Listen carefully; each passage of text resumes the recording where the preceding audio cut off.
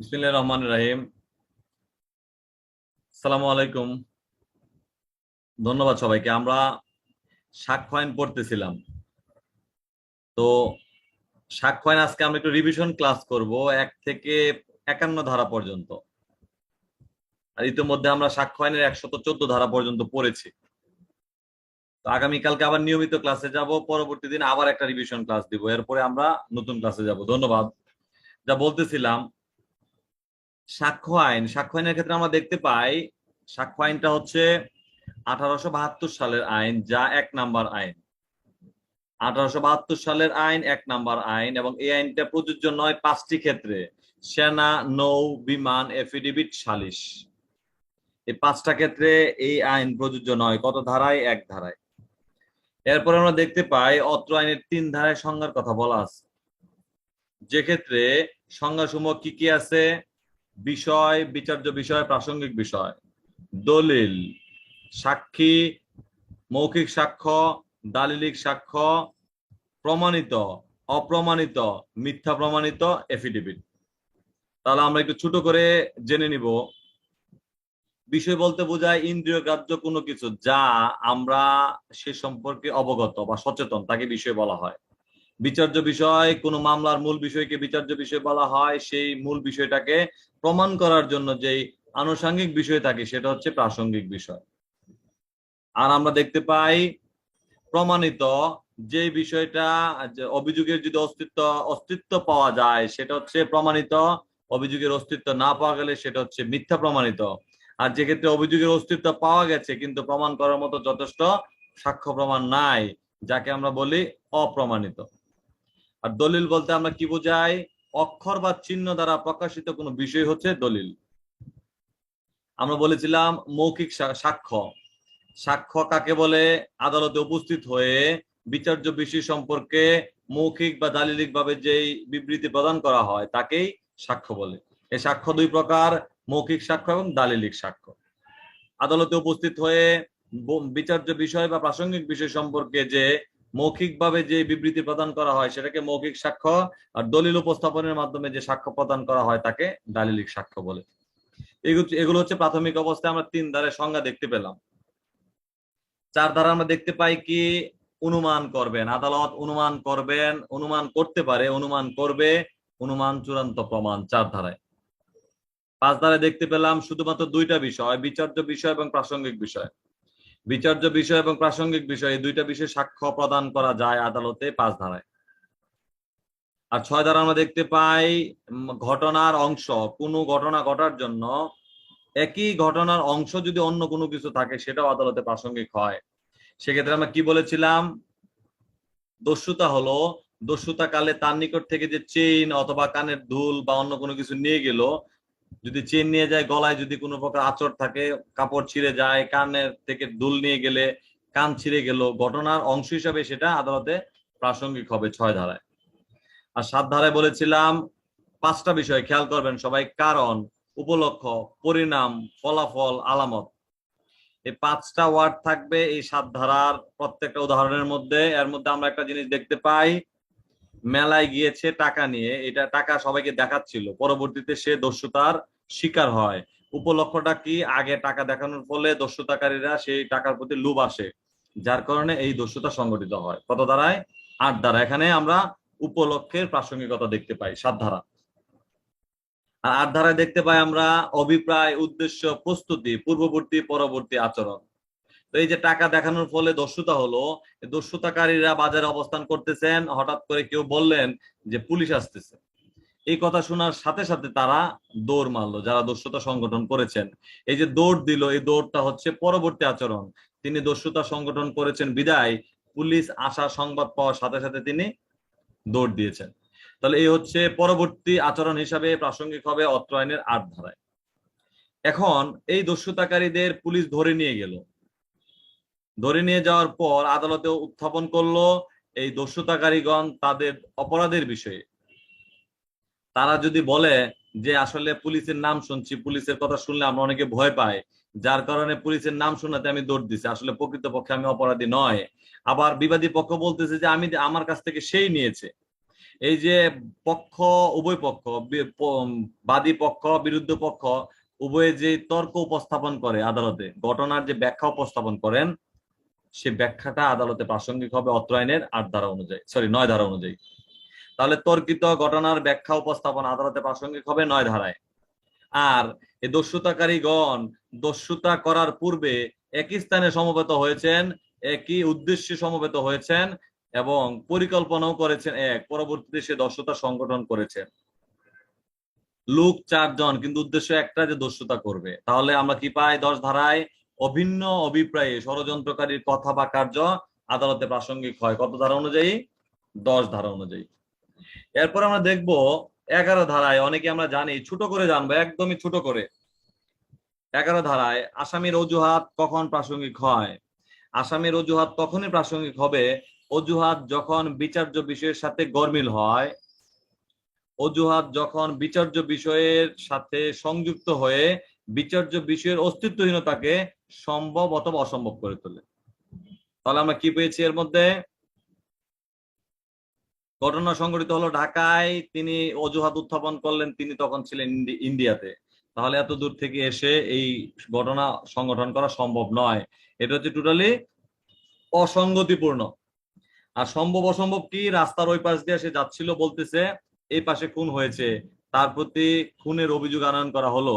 তিনি অভিযোগ উত্থাপন করলো যে স্যার, রাস্তার এই পাশে খুন করা হয়েছে, আমি তো রাস্তার ওই পাশ দিয়ে যাচ্ছিলাম। তাহলে রাস্তার ওই পাশ দিয়ে যদিও যায়, রাস্তাটা যেহেতু পাশাপাশি, ওই পাশ থেকে এসে খুন করা যায় অথবা খুন করেও ওই পাশে যেতে পারেন। সেজন্য তার অভিযোগটা, তার অজুহাতটা পুরোপুরি প্রাসঙ্গিক না হলেও খানিকটা প্রাসঙ্গিক। এই জন্য বলছে সম্ভব হইতে পারে, অসম্ভব হইতে পারে।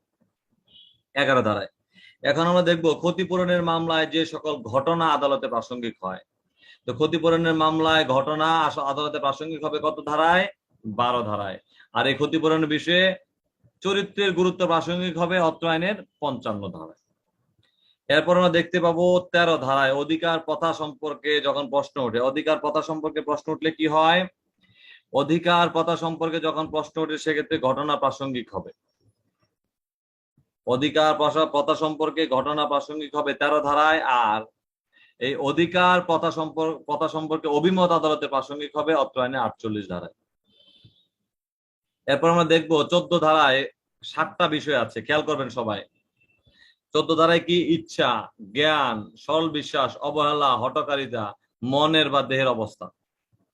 ইচ্ছা, জ্ঞান, সরল বিশ্বাস, অবহেলা, হঠকারিতা, মনের বা দেহের অবস্থা। তো এই বিষয়গুলো প্রমাণ পায় এমন কোন কার্য যদি করে থাকেন, সেক্ষেত্রে সেগুলো হবে 14 ধারার রিলেটেড বিষয়, আদালতে প্রাসঙ্গিক হবে। সেক্ষেত্রে আমরা কি বলেছিলাম? অবহেলা। অবহেলার ক্ষেত্রে একটা উদাহরণ ক্ষেত্রে আমরা কি পেয়েছিলাম?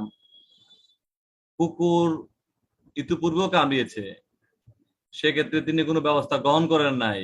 এখন আমার কামড়ালোর ফলে আদালতে মামলা হলো, তার বিরুদ্ধে অভিযোগ আনয়ন করা হলো।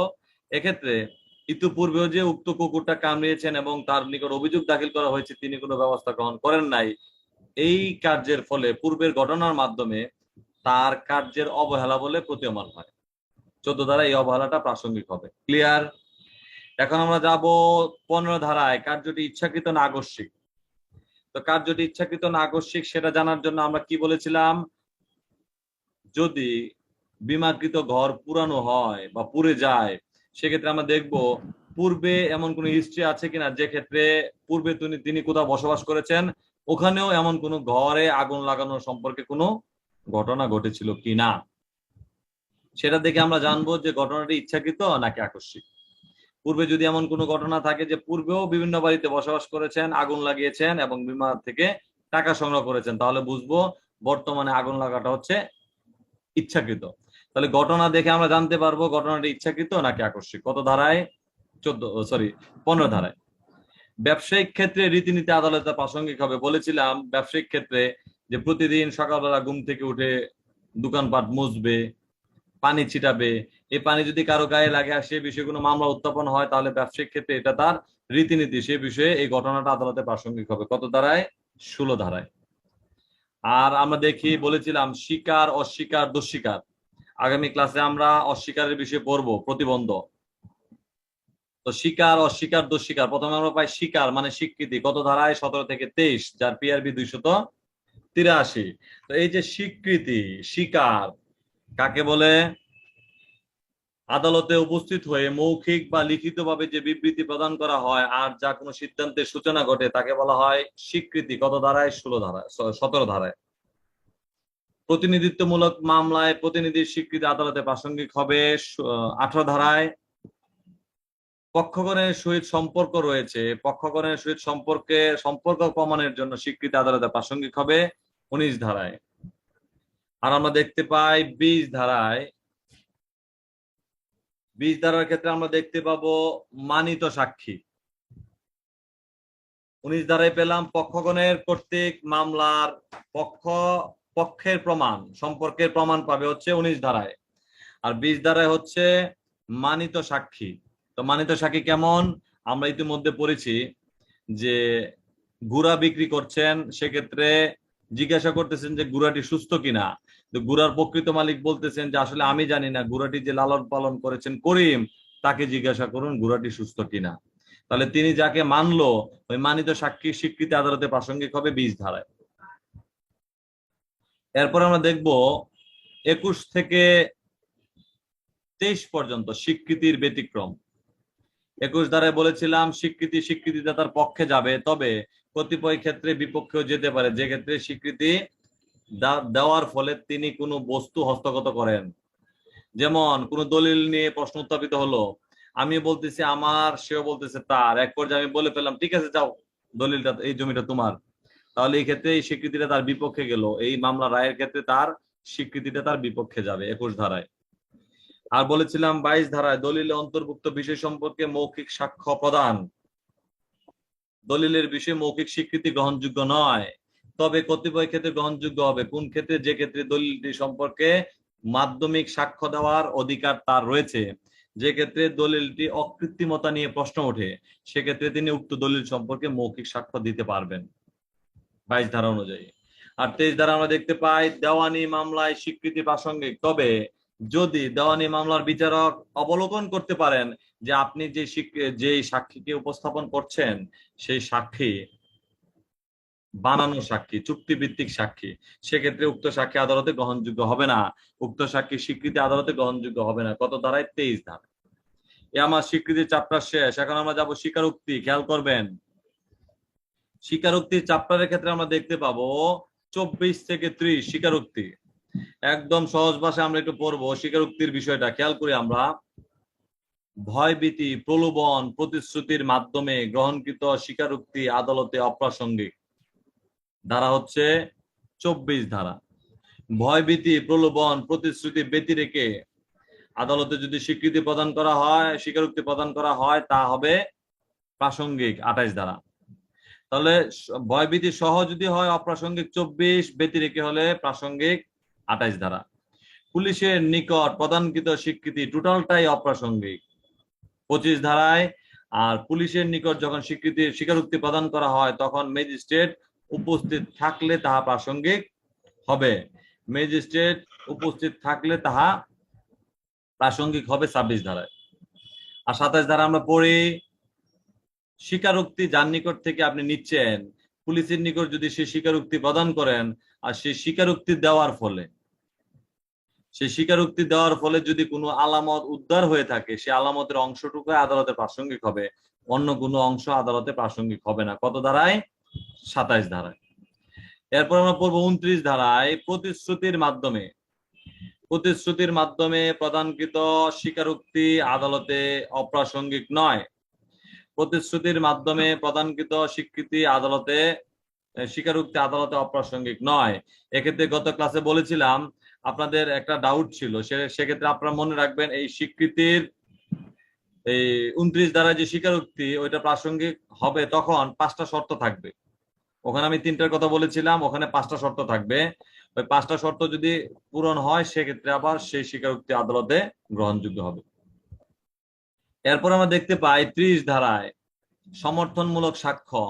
কোনো আসামির সাক্ষ্যকে বা স্বীকারোক্তিকে যদি অন্য কোনো আসামি স্বীকার করে বা সমর্থন করে তিনি সাক্ষ্য প্রদান করেন। অর্থাৎ একজনের সাক্ষ্যকে সমর্থন করে অন্যজন যদি সাক্ষ্য প্রদান করেন সেটাকে বলা হয় সমর্থনমূলক সাক্ষ্য।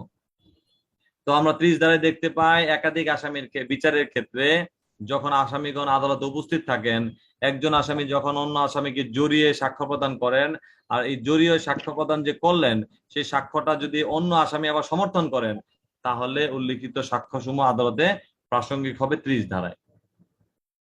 উল্লিখিত সাক্ষ্যসমূহ আদালতে প্রাসঙ্গিক হবে 30 ধারায়। এরপর আমরা দেখতে পাই 31 ধারা। 31 ধারা আমরা দেখতে পাই স্বীকৃতি চূড়ান্ত প্রমাণ নহে, তবে মামলা প্রমাণে বাধা সৃষ্টি করে। তো আমরা এতক্ষণ যা পড়লাম, এই পড়ার মধ্যে আমরা দেখতে পাবো 1 থেকে 4 ধারা পর্যন্ত হচ্ছে প্রথম অধ্যায়, 1 থেকে 4 ধারা পর্যন্ত প্রথম অধ্যায়, এবং 5 থেকে 31 ধারা পর্যন্ত হচ্ছে 31 ধারা নয়, সরি, 5 থেকে একদম 55 ধারা পর্যন্ত সেটা হচ্ছে দ্বিতীয় অধ্যায়। তাহলে আমরা কি পেলাম? 1 থেকে 4 প্রথম অধ্যায়, আর 5 থেকে 55 ধারা পর্যন্ত দ্বিতীয় অধ্যায়। আমরা তখন পড়লাম 31 ধারা পর্যন্ত। এখন আমরা যাব 32 ধারায়। 32 ধারায় আমরা দেখতে পাই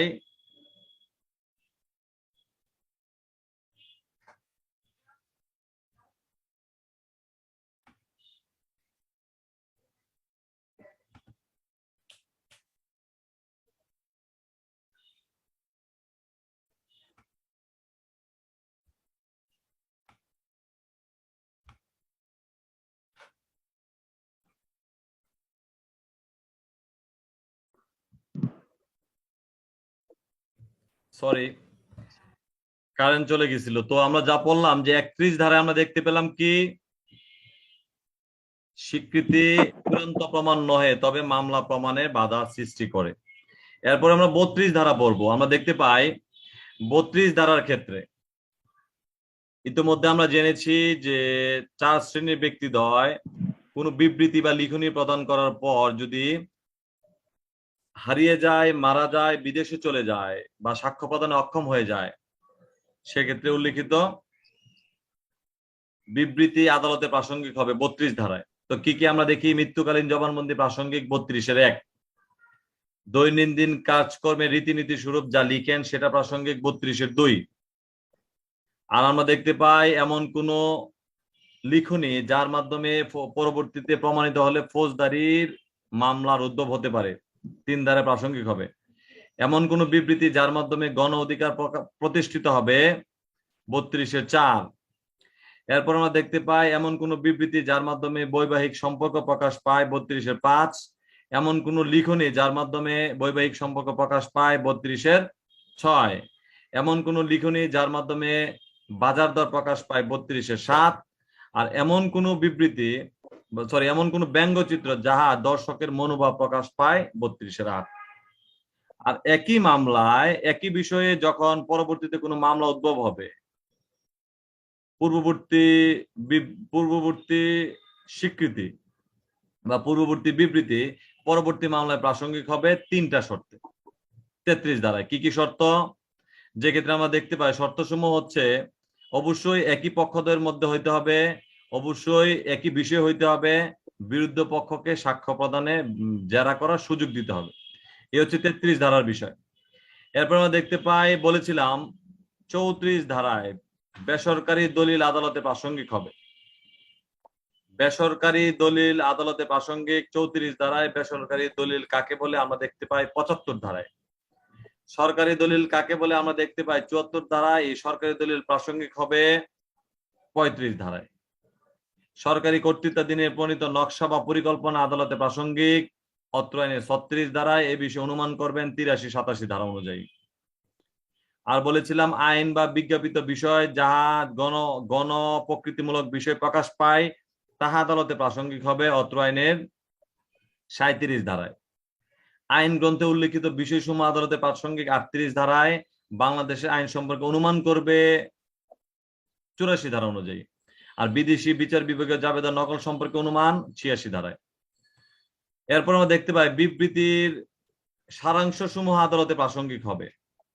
বিবৃতি বা কথোপকথনের সারাংশ আদালতে প্রাসঙ্গিক হবে 39 ধারায়। এরপরে আমরা একটা ক্লিয়ার একটু বিষয় জানবো রায়ের প্রাসঙ্গিকতা হচ্ছে 40 থেকে 44, অভিমতের প্রাসঙ্গিকতা হচ্ছে 45 থেকে 51, আর চরিত্রের প্রাসঙ্গিকতা হচ্ছে 52 থেকে 55। এই হচ্ছে আমাদের 39 ধারা পর্যন্ত। এখন আমরা দেখব পরবর্তী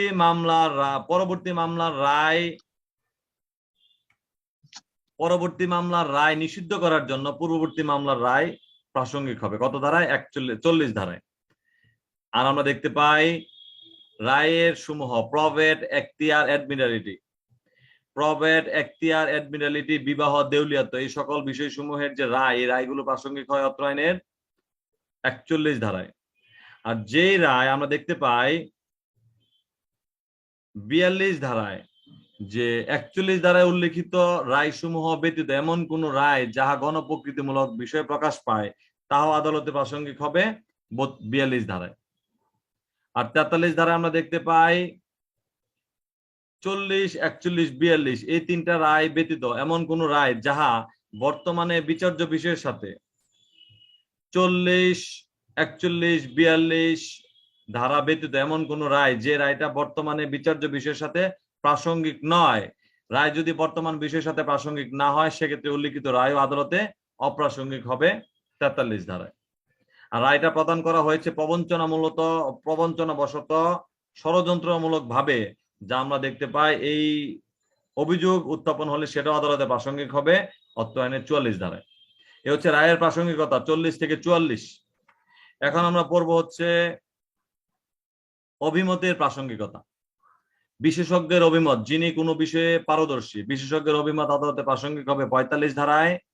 বিশেষজ্ঞের অভিমতের সংশ্লিষ্ট বস্তু বা সংশ্লিষ্ট বিষয়সমূহের অভিমত সেটা প্রাসঙ্গিক হবে 46 ধারায়। হস্তাক্ষর সম্পর্কে অভিমত আদালতে প্রাসঙ্গিক হবে 47 ধারা অনুযায়ী। আর প্রথা সম্পর্কে আমরা দেখতে পাই অভিমত আদালতে প্রাসঙ্গিক 48 ধারায়। কিরকম? কূপের পানি দীর্ঘদিন যাবত অনেকে ইউজ করতেছে, এই যে এ বিষয়ে যারা ইউজ করেন, ব্যবহার করেন, তাদের বক্তব্য আদালতে, তাদের অভিমত আদালতে প্রাসঙ্গিক হবে 48 ধারায়। আর রীতিনীতি আদালতে প্রাসঙ্গিক হবে এক এক এলাকার রীতি, সেটা প্রাসঙ্গিক হবে অত্র আইনের 49 ধারায়। আত্মীয়তা সম্পর্ক নাই তথাপিও কারো চলাফেরার মধ্যে যদি এমন কোন আচার আচরণ প্রকাশ পায় যাহা আত্মীয়তার মতো, এই বিষয়ে অভিমত দিলেও আদালতে প্রাসঙ্গিক হবে কত ধারায়? 50 ধারায়। আর জীবিত লোকের অভিমত আদালতে প্রাসঙ্গিক 51 ধারায়, যাকে আমরা বলি মতামতের হেতু, মতামতের কারণও আদালতে প্রাসঙ্গিক হবে। এ হচ্ছে আমাদের অত্র আইনের 51 ধারা পর্যন্ত অভিমতের প্রাসঙ্গিকতা। তো আমরা দেখতে পেলাম এই যে অভিমতের প্রাসঙ্গিকতা 45 থেকে 51, অভিমতের প্রাসঙ্গিকতা আমরা দেখতে পেলাম 45 থেকে 51। আর রায়ের প্রাসঙ্গিকতা আমরা দেখতে পেলাম অত্র আইনের 40 থেকে 44 পর্যন্ত। আর এতক্ষণ আমরা যা পড়লাম প্রত্যেকটা পার্ট আমরা মনে রাখবো, তাহলে আমাদের জন্য যে কোনো বিষয় বুঝতে খুব সহজ হবে। এই পার্ট যদি আমরা আলোচনা করি তাহলে প্রত্যেকটা জিনিসই ছোট ছোট করে আমরা জানতে পারবো, একসাথে আমরা না নিয়ে। তো ধন্যবাদ সবাইকে। আমরা এখন একটু অন্য ক্লাসে যাবো। আসসালামু আলাইকুম।